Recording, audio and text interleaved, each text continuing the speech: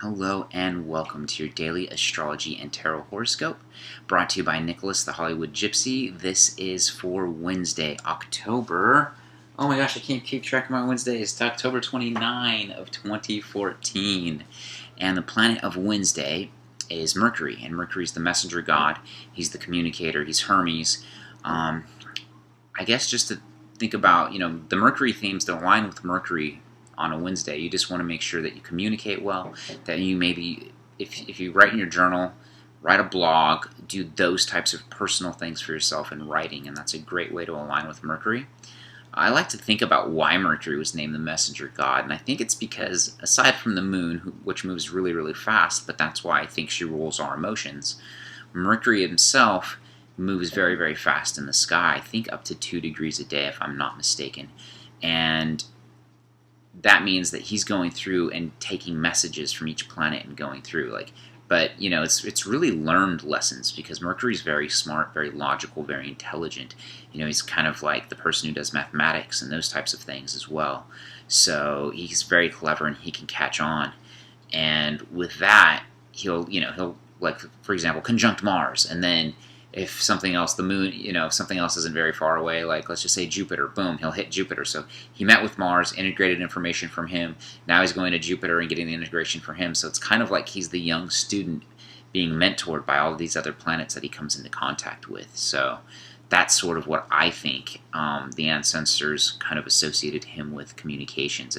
He's anything communications, and Mercury stationed direct last Saturday, and so we're out of the Mercury retrograde, but we're still in the post-shadow period, so all those things that were kind of delaying for us and messing up, if any, should be getting fixed by now. The peak of dealing with the crap is over, and we're wrapping up anything that was kind of on Earth during those Mercury grade periods. So that's the way you align with Mercury. As I said, the signifying card of the week, you might want to watch the weekly tarot video. I always post a link to the bottom of this. Just click in the I don't know if it's called, it's not the comments section, but it's the description section. If you go in the video and click the description section and click read more, and I always put a link to my weekly tarot reading, which gives you the overall cards of the week so you can prepare. But this is the signifying card, and I forgot to pull it in that video. Go figure. But the devil is just all about understanding your power in the situation and realizing that you have power in the situation. And that's what we're trying to learn this week. And we're going to really learn, given that solar eclipse in Scorpio, we're really learning to embody our own power and our own energy. And it's a slow-going affair. And the first lesson we're going to learn this week about it is to realize how we have power in the situation, and to remember those situations and reflect on those situations where we give it up too easily or too much. Do we work too hard at the job and neglect our family is one simple, example of that. Do we listen to too much of what other people are saying about our life and give them our power? Do we worry too much about how we appear to others? We're giving them our power. These are all devil card situations. And what it'll do is it'll make us not act from ourselves. We'll be acting for this middleman that we shouldn't even be dealing with. So, and anything that keeps us from our love, that is what's representative of the devil. And so, learning that lesson on Wednesday, the 29th, what we got going on is the King of Fire. And the King of Fire is an empowering card. It is connecting with our solar plexus card. And so this is our emotional guidance system for the day, which is really awesome because it goes back to some of the transits that I'll be describing to you today with Jupiter in Leo and sextiling the North Node in Mercury. So we'll get into that a little bit more later. Let's pull what I call the advice card of the day. So this is our emotional guidance system. This is our internal being for the day, of how we're going to feel. We have this internal power. We have the strength. We have the energy to need to do what we need to do on Wednesday. We're learning the lesson of the devil, and this is the advice on Wednesday. I've been so happy because I've been working on creating my products on my website. And I've been doing tarot meetups. I've really been just really learning as much as I can about all this stuff. I've been listening to astrology podcasts. I do not want to join the astrology community. I don't think those guys debate each other over stuff that it's so trivial. Astrology is beautiful, and I know that the technique is important. And the technique is so readily available and easy to figure out these days because of the internet and because of computers, programming systems. I just think they forget that it's divinary and that you have to have an emotional connection with the tool, and you have to have an emotional connection with meeting with people, and it should be a healing exchange. And none of that seems to be discussed in any of these debates I'm hearing online, but whatever. This is the advice card. Oh, wow. What a pretty card for this. So Wednesday is like one of the lit up days of the week. So this is our emotions. We have the power. We can do functionally good with our power. We have the energy. This is creative and constructive. This is the creator card. And so the Two of Cups, the advice is this is a lover's card. So for me, when I get this card, the advice for me is to connect with my lover and my family.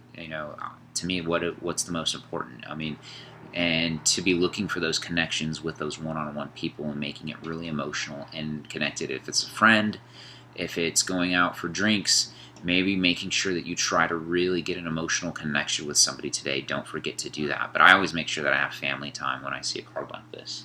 I always try to make sure I'm with my significant other, and that's how I approach it. And so, yeah, the astrology of the day. One thing I wanted to bring up was, the moon is still in Capricorn right now. On Wednesday, October 29 of 2014, and the moon will go void, of course, at 8:01 p.m. tonight. So just keep that in mind. And the moon will be squaring Uranus at 2:50 a.m. today. So, we're probably going to be asleep, and even on the East Coast, that's going to be at 5:50 a.m. Hopefully they're still asleep. The moon is going to square Mercury at 10:30 a.m. Pacific Daylight Time. So a square to Mercury is some type of challenge outside with your emotional communication. So that's the type of energy that's available. It may not be triggered. It just depends on your chart. So just understand that tension through communication may be available, and you might want to learn how to resolve that tension through communication. At 8:01 p.m., the moon is going to sextile Saturn. And that's a good time for me, it's a good time to write and understand the story that you're telling yourselves around your emotion. Saturn likes to constrict and make you sad and a little bit more depressed, and it can be a depressing agent. So, however you feel you can really get the story in your head a little bit better and just kind of relinquish any negative thoughts during that time is a very powerful way to align with that energy. And once again, you're going to want to look what's being highlighted in your chart specifically, if anything. With that transit, you may not experience it at all. So that's the astrology of the day. But there is some other things that aren't exact that I want to discuss, and that's just the fact that Jupiter is at 20 degrees of Leo right now, and that's in a fire sign. Everybody says that Jupiter loves to be in Leo. To me, I don't know how much flashier of a year it's been or funner of a year it's been. I do think optimism is a bit better, but,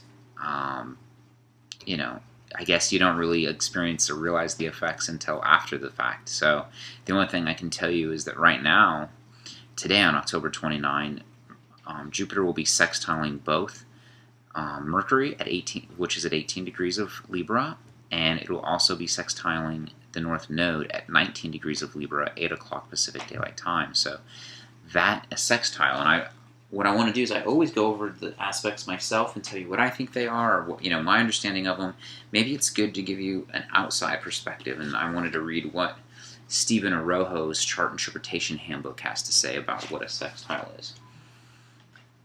A sextile is a 60-degree aspect. So the sextile seems to be an aspect of openness to the new people, new ideas, new attitudes, and it symbolizes the potential for making new connections with either people or ideas that can ultimately lead to new learnings.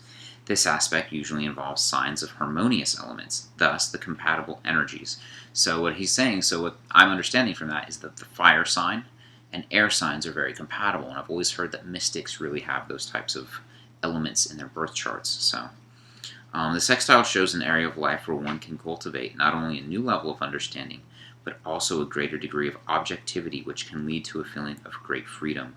It indicates an automatic, natural attunement and sometimes a definite skill So there's something that's going to be integrated in your life through the sextile. It means like aha moments and understandings. And so when we have today a sextile with Jupiter, which is the great benefic. He makes you lucky. He makes you expand. It makes it joyous. And modern astrologers say that Jupiter just dumbly expands everything, and that's not necessarily a good thing. And I think that kind of dumbs down because the archetype of Jupiter is good luck, good fortune, and joy. And so I just really align with those themes. I mean, Saturn is about constriction and depressing things. So, let's stick with some of the traditional thoughts, and it can be very helpful. At 18, so Jupiter's going to be sextiling both the North Node and Mercury today. So if it's about an understanding, an aha moment, I don't think that aha moment's quite yet, but we're building to it. There's things that we're doing in the background.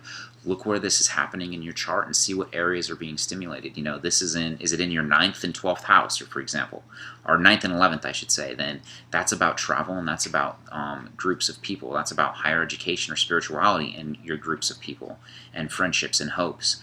So those are being highlighted if that's the case, and that's where you're going to be getting some of those aha moments. It's not exact yet, but it's building, and that's why I wanted to give you a heads up to it. But yes, so we've covered the cards of the day and the astrology of the day. I just wanted to mention that I now have products on my actual website. If you just go to www.nicholasdewart.com, I have my natal chart reading up. I also have a solar eclipse reading, how to align the next 6 months with the energy of the solar eclipse due to the comparison of your chart. And I also have a computer-generated astrology report that I sell for $20. So if you're interested in astrology, but you don't know if you want to make a big investment in a reading from a real person, that's kind of the entry-level way to kind of see if you resonate with the themes. But that is all I have. Thank you so much for watching this Wednesday, and have an excellent day.